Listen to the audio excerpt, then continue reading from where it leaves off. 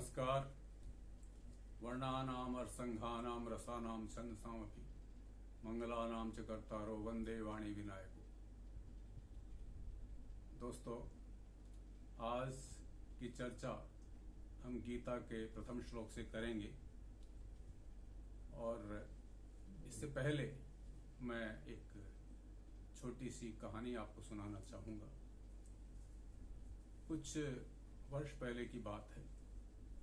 एक अधिकारी दूसरे अधिकारी से कह रहे थे कि किसी जमाने में उन्होंने बहुत अच्छी सहायता की थी, बहुत बड़ी सहायता की थी, जिसके कारण उनको एक बहुत बड़े लांछन से मुक्ति मिली। हुआ कुछ ऐसा कि कुछ काम ऐसा था जहां पर ये अधिकारी उनसे सहायता लेने के लिए गए और दूसरे अधिकारी ने उन्हें नियमों का हवाला देकर के मना कर दिया।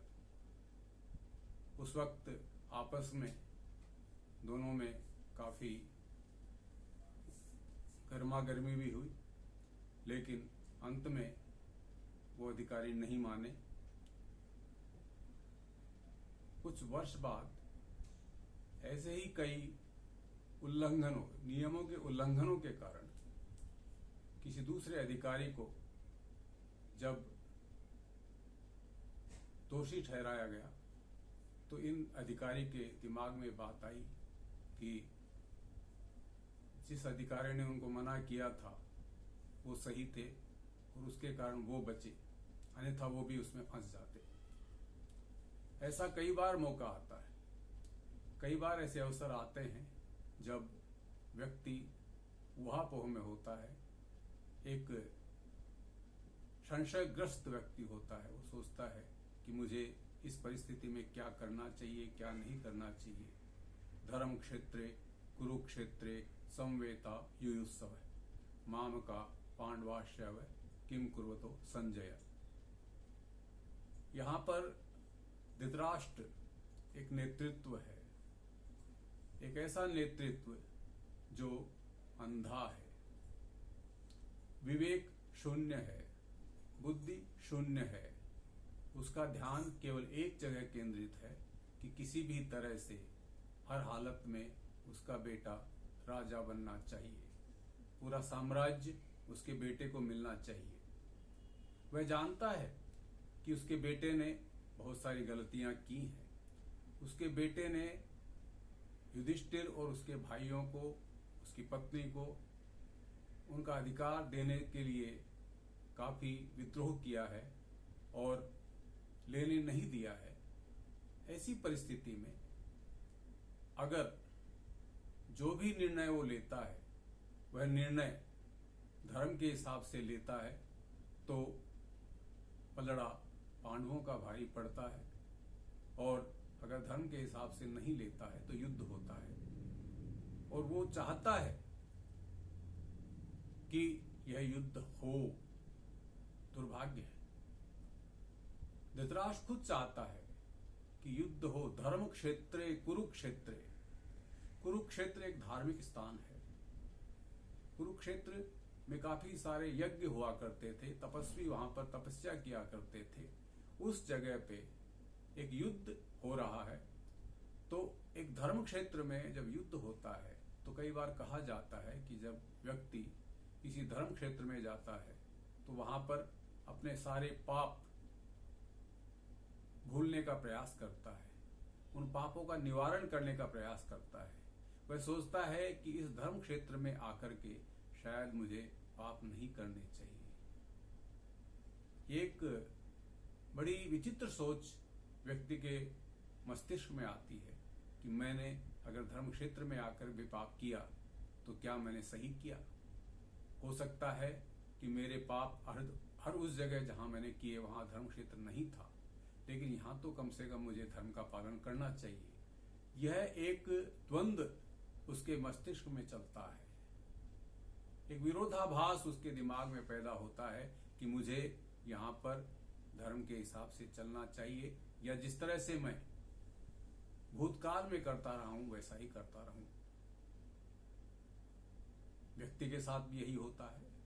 धर्म क्षेत्र, कुरुक्षेत्र, आपस में द्वंद्व चलता रहता है, आपस में लड़ाई चलती रहती है। व्यक्ति सोचता है धर्म क्षेत्र के हिसाब से, धर्म के हिसाब से, नियमों के हिसाब से, कानून के हिसाब से मुझे इस तरह से काम करना चाहिए, लेकिन चूंकि कानून के हिसाब से काम करने से मन की इच्छाएं पूरी नहीं होती, मन का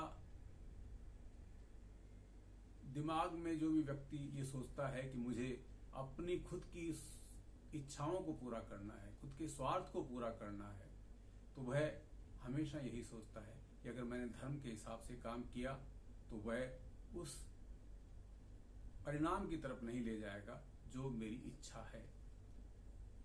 विवेक यहां पर काम नहीं करता है, बुद्धि यहां पर काम नहीं करती है, यहां पर केवल स्वार्थ काम करता है।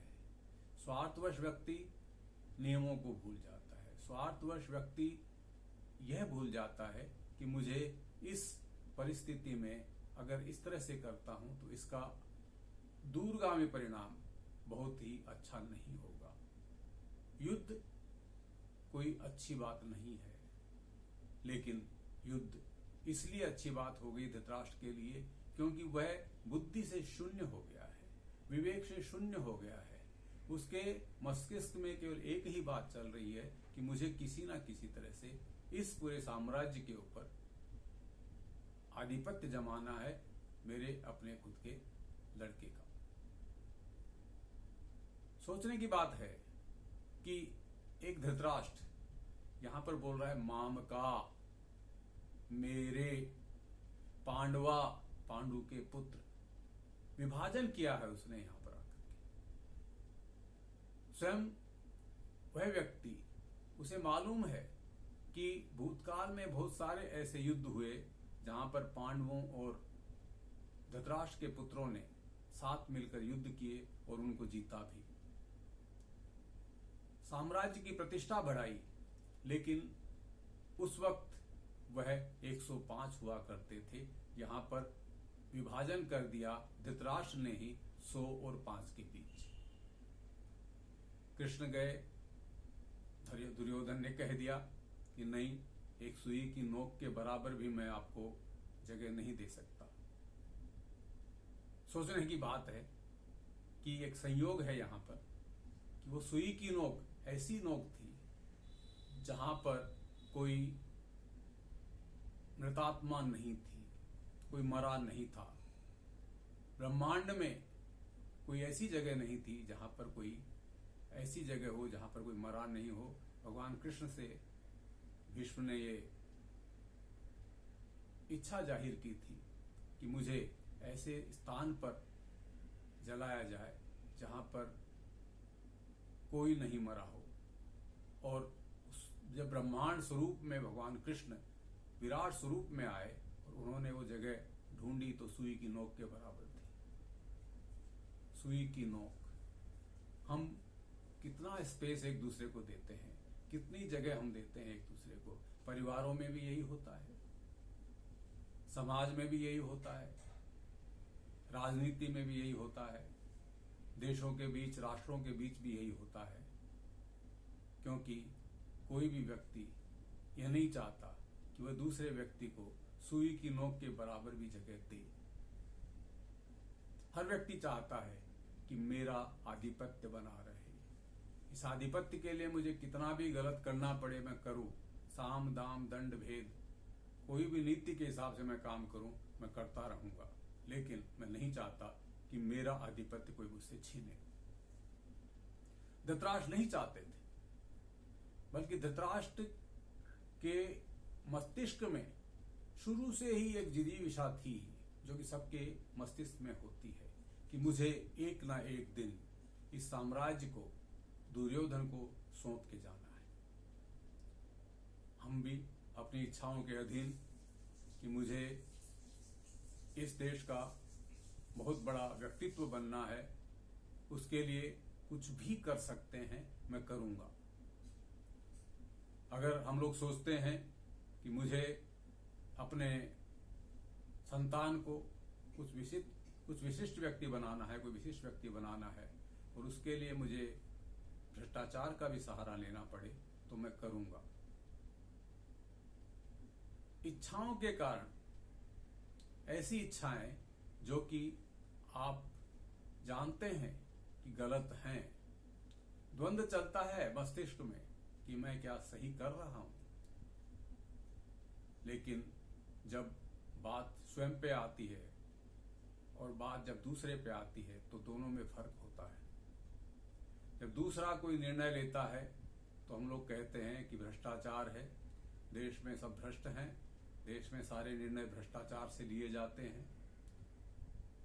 विदेशों से जब युद्ध होते हैं तो हम लोग एक दूसरे को इंच भर भी जगह देने के लिए तैयार नहीं है, और कहीं भी वो दूसरा देश हमसे ज्यादा अगर मान्यता हासिल कर लेता है तो उसे कम करवाने का प्रयास करते हैं।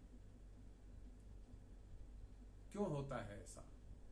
क्योंकि हमारे शरीर में धर्म क्षेत्र भी है, कुरुक्षेत्र भी है। धर्म क्षेत्र, कर्म क्षेत्र।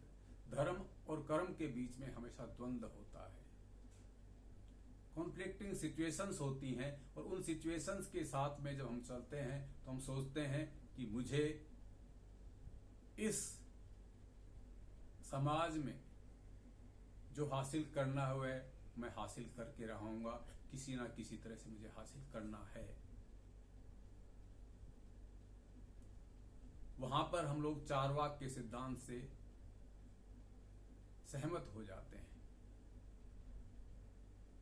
यावत जीवेत सुखम जीवेत, ऋणम कृत्वा घृतम पीवेत, भस्मीभूतश देहस्य पुनरागमने कुतः। जब तक जीना है मस्ती में जीना है, उसके लिए ऋण लेना पड़े, संघर्ष करना पड़े, लोगों से लड़ना पड़े, हम लड़ेंगे, क्योंकि अंत में शरीर को तो भस्म हो जाना है और उसका पुनरागमन किसने देखा है? ये चारवाक का कहना है। लेकिन चारवाक के कहने के साथ में अगर आप थोड़ा सा विवेक इस्तेमाल कर लें तो कैसा लगेगा? हम इच्छाओं को थोड़ा सा कम कर लेंगे तो कैसा लगेगा? हमारा भविष्य वही रह सकता है, हो सकता है उससे बेहतर बन जाए अगर हम लोग धर्म के रास्ते पे चलें। हमारी संतानें हो सकता है कि हमारी सोच से आगे बढ़ जाएं और अच्छे मुकाम हासिल कर लें अगर हम धर्म के साथ चलें। हो सकता है कि हम लोग अपने परिवार में जो आने वाली पीढ़ियां हैं उनको इस तरह का माहौल दे करके जो रास्ते हम लोग बना रहे हैं, जो रास्ते भ्रष्टाचार के रास्ते बना रहे हैं, अधर्म के रास्ते बना रहे हैं, नियमों के विरुद्ध रास्ते बना रहे हैं, अगर उन रास्तों से हटाकर उनसे कहें कि हमको अपने रास्ते पे चलना है, हमें धर्म के रास्ते पे चलना है, हमको नियमों के रास्ते पे चलना है, तो हो सकता है कि शायद शुरू में हमें संघर्ष का सामना करना पड़े, लेकिन मुझे ऐसा लगता है कि समय के साथ में अच्छी बातें होंगी और आदमी हर ऊंचाइयों को हासिल करेगा अगर ईमानदारी से काम करता है। तो भी हो सकता है कि ऊंचाइयां उतनी ज्यादा न मिले, हम 10 सोपान की जगह 9 सोपान तक पहुंचे, 8 सोपान तक पहुंचे, लेकिन एक संतुष्टि तो रहेगी कि मैंने इस सोपान तक पहुंचने के लिए किसी गलत रास्ते का इस्तेमाल नहीं किया।